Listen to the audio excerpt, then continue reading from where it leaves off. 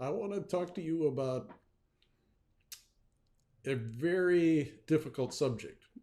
And I'm not sure in my talking to many people about this subject, I'm not sure how many people know how important this subject is of hybrid workplace and and how important it is to be really good at doing what you're going to have to do in order to bring back people to work in this crazy environment that we're in right now.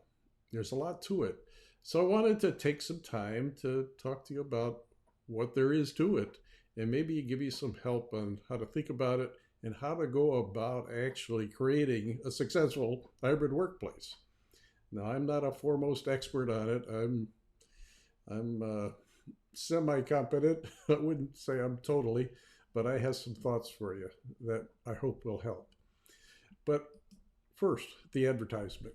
And what I want to encourage you to do is subscribe to our YouTube channel right here. It's the Ontradot YouTube channel. And you'll find this video along with a number of others in the Entrepreneurship in Action playlist on our channel. We have about 500 or more followers, people who have subscribed. We'd love to have more. More importantly, we would like your feedback. Ask your questions, make your comments. I'll respond.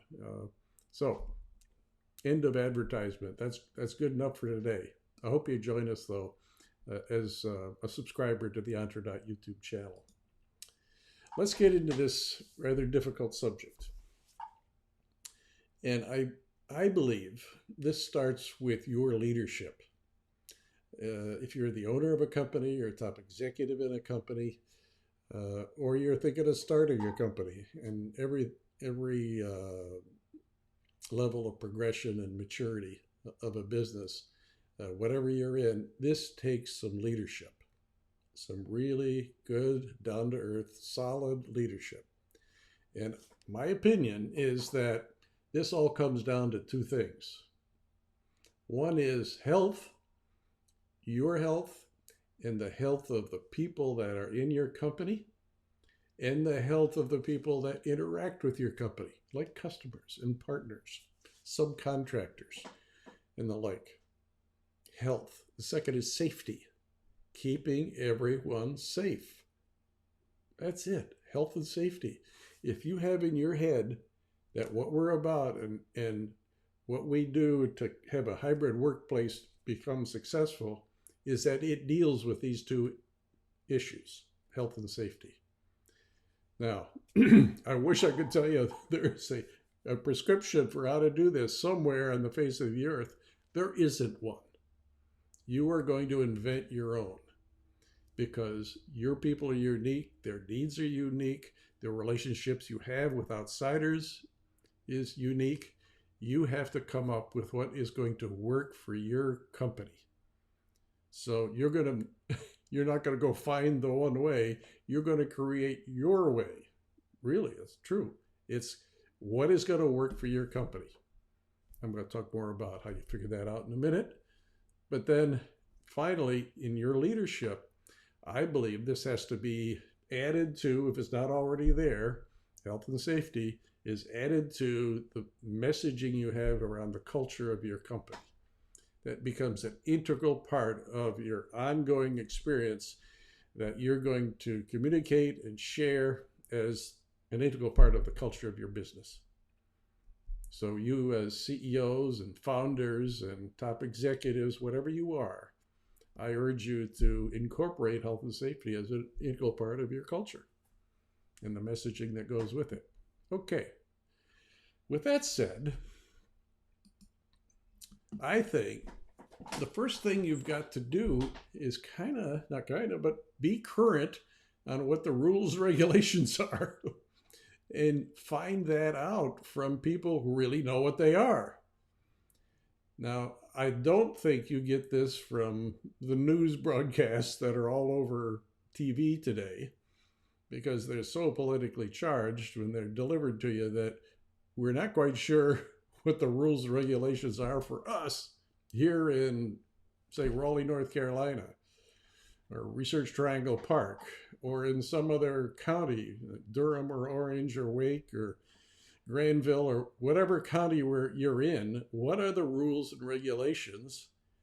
Well, they're two different things. First of all, the regulations come out of government agencies and health services agencies, whatever they are for the state of North Carolina, and anything that's added to it or subtracted from it by your county is probably what you ought to go by.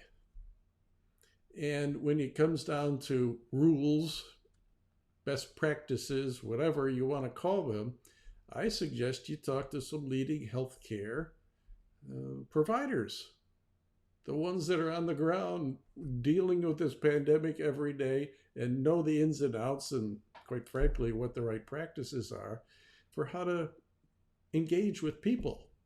I'm thinking of the big healthcare providers, Wakeman, Rex, Healthcare, UNC, Duke, and the list goes on. I didn't mean to leave somebody out, but I'm talking about the biggies. Not your veterinarian, not your family doctor, but people who are dealing with this issue on a large scale and know the ropes, know what works, know what doesn't work, knows BS from truth. Consult with them. Get advice from people on the ground. National agencies are so generalized that you may be getting the right advice in general, but you really need to get it down to the specific of what goes on in your state. For us, it's North Carolina. And what it takes to be compliant. You want to know, because whatever you do for your company has to comply by these regulations and whatever local rules they are. So be current on them. Be current means find out what they are, first of all, and then stay in touch with the people that you're confiding in for advice, and get updates from them on a frequent basis. Situations change weekly. So staying current with what's going on is pretty darn important. Then, now that you kind of know stuff about what compliancy means, I think the next thing you want to do, if you haven't started already, you ought to, is find out what your employees' needs are. This is where all the variety occurs in what you're going to do about this. For every single employee, each one of them has a different health situation going on. They've had it, they've not had it. They've had one shot, they've had two shots. They have had no shots, whatever the case may be. They have immune system deficiencies, whatever else is going on with them that makes this whole pandemic situation more or less dangerous for them. You got to know that. Better, just as important, you got to know what's going on inside their families. What's going on with spouses, with other family members that are living with them, kids, what's going on that is going to determine what involvement they have to have at home to dealing with the health situation that they're in. You got to know this, and you got to stay current with it. Next is what will then come of the work situation that they're comfortable with. You got to literally ask them. You feel comfortable about coming back to work? What are the conditions under which you can come back to work and work in an office building? What are your preferences for remote working? This is where hybrid comes in. Remote work versus work in a building somewhere and hanging around people inside that building. So you got to know their sensitivities about it. So know what's going on with their family, know what's going on with them, and what is their level of comfort with the form of work that they're going to be able to engage in. When it comes to their kids, they have kids, those kids are either going to school or not going to school. If they're going to school, things could be better. But if they're not going to school, that means they're at home. Somebody's got to take care of them. That's going to drive some employees right back home certain days of the week that the kids have to be at home. See how complicated this gets? These are things you must know before you make big decisions about when you're going to come back to work, what days you're going to be back at work, and on and on and on. Because you're dealing with family situations that are probably more important than their job, at least in their minds. You got to know this. Okay. Well, how the heck do you know it? You interview them one by one by people who are sensitive to all this and are going to ask a series of questions, write down the answers, and remember what their needs are. Interview, interview, interview. That's how you deal with this. It's upfront and personal. And it's done by the leaders of the company in some sort of team effort, including the founders and the CEOs and presidents of these businesses. So, interview. Okay, it doesn't end there though.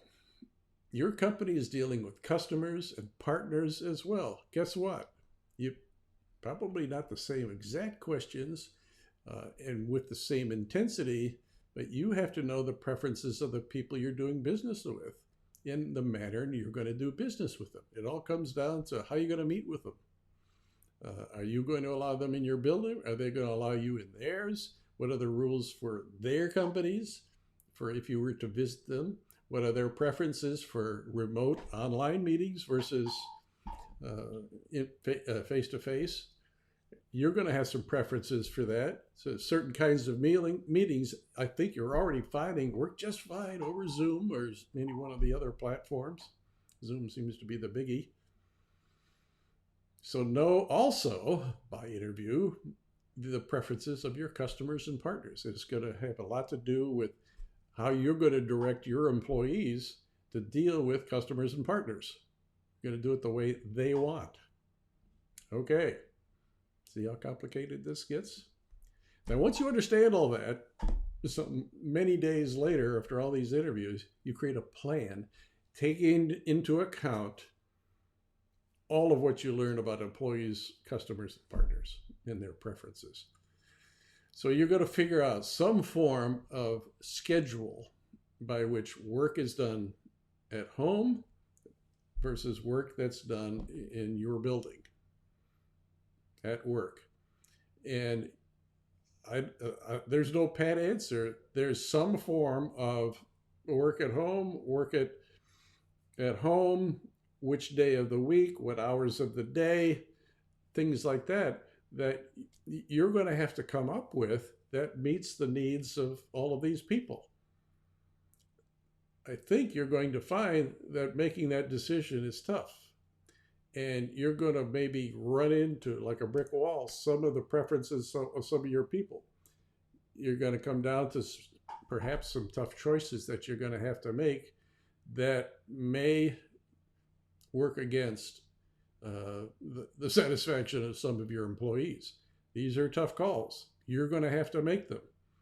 But the utilization of your space, how meetings are conducted, and all of the process and the procedures that employees are going to have to adhere to when they come into the building. Are you going to test them?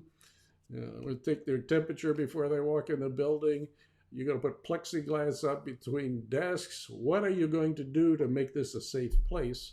And what are the procedures that people have to go to with respect to distancing and masking and not masking,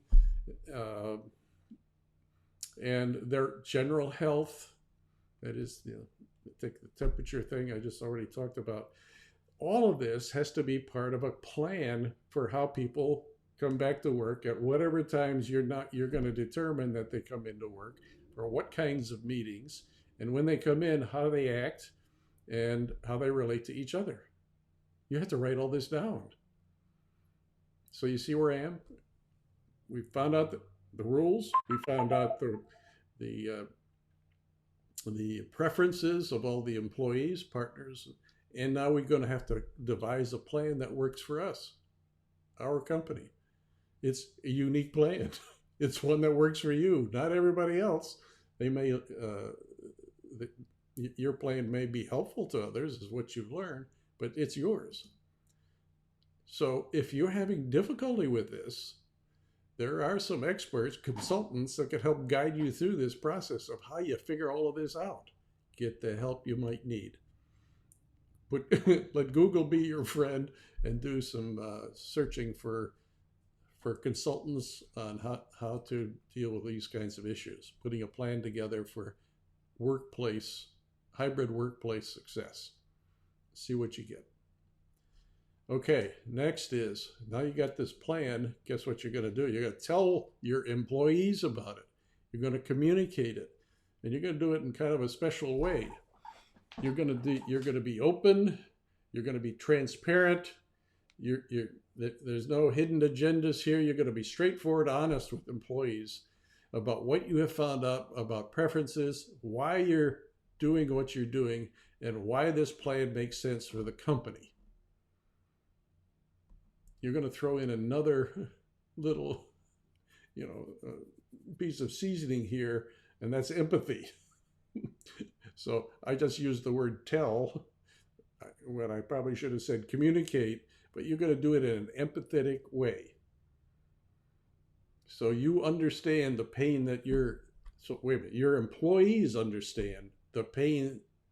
They don't know that you understand the pain they're going through. I spit that out rather sloppily there. I think you get the point. And as you explain this and you have Q&A period, you're going to listen to what they're asking, and you're going to listen empathetically. That you show you care for the concern that they have about all of this. And you're going to show that you're aware of their needs because you have talked to them all, or you have had people that have talked to them all. They know you've done this. But when it comes down to it, your answers are firm, to the point. Don't mince and bloviate on answers to very straightforward questions. Some answers may be tough for them to take, but they're your answers. So there's no equivocating in this. As soon as you start equivocating, which is what you see on the news today, it's this or that, or in this situation, that situation, it's a bunch of mush. You're going to have to be firm and straightforward because you're now dealing with the health and safety of your people. They too are going to have to make decisions for themselves. Do they want to work here? They're going to be thinking about that. And you're going to lay out what it takes to work here. This is the way you've decided it's going to be. At the same time, you're open and listening and responding in a straightforward way with empathy. Remember that. It's a new word. It's a new word maybe in your vocabulary. I suggest you use it. Be empathetic. Then, at the same time you're communicating, you're executing the plan that you just got through talking to them about. This involves training people in new roles, training people on how to conduct themselves in meetings, what kind of mask to use, and how to enter the building. Training. People's roles and responsibilities inside the company are being modified because the manner in which they do work and how they do work and where they do work is changing. You're going to probably have metrics for perhaps the efficiency of what you now thrust upon them. You want to get feedback in how this is going. So you'll have some form of reporting, perhaps done by survey, but done by further communication, asking questions. How's it going with you, Susie, or Sam, or whoever you're going to be talking to? All said and done, though, in the execution of this, you're going to enforce the policies and procedures that you have communicated to them. There's no doubt about that. Enforcement means reminding them what the rules are for the way we're going back to work. Enforcement also means that you may sometimes have to make some tough calls in counseling people on their behavior and the manner in which they're conducting themselves in meetings and the way they're conducting themselves in coming back to work. So you execute. Then you'll have also some way to monitor how this is doing. Some articles I've read on this suggest a special team. I don't mean kind of the, a side team that's not related at all to this and is independent, blah, blah, blah. I'm talking about some group of people designated as the people that are really going to have their ear to the floor in terms of what's going on, and listen to the feedback and listen for the feedback they're getting from employees and management on how this is going. And when they see a significant problem, they investigate what's going on. And maybe your plan wasn't so hot after all, and maybe you need to make some changes to it. So I urge you to have a process for monitoring and a process for investigating and recommending changes to the policies and procedures that you've put in place so that it takes action. But I think you make it this kind of thing an integral part of the management and leadership team. And as you do this, you reward people for really great behavior and continue to encourage it. So it's not all about, punitive kind of things. You want to see that this is working and say, yay, this is working. Let me tell you some examples of how this is working. And you identify best practices and you have ways to share it out with people. See, this is kind of complicated, isn't it?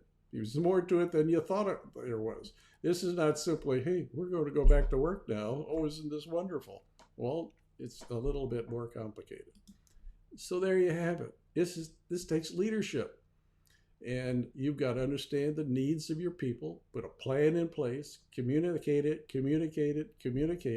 execute with excellence, monitor what's going on. And when things are going right, or maybe not so right, you take action. That's it.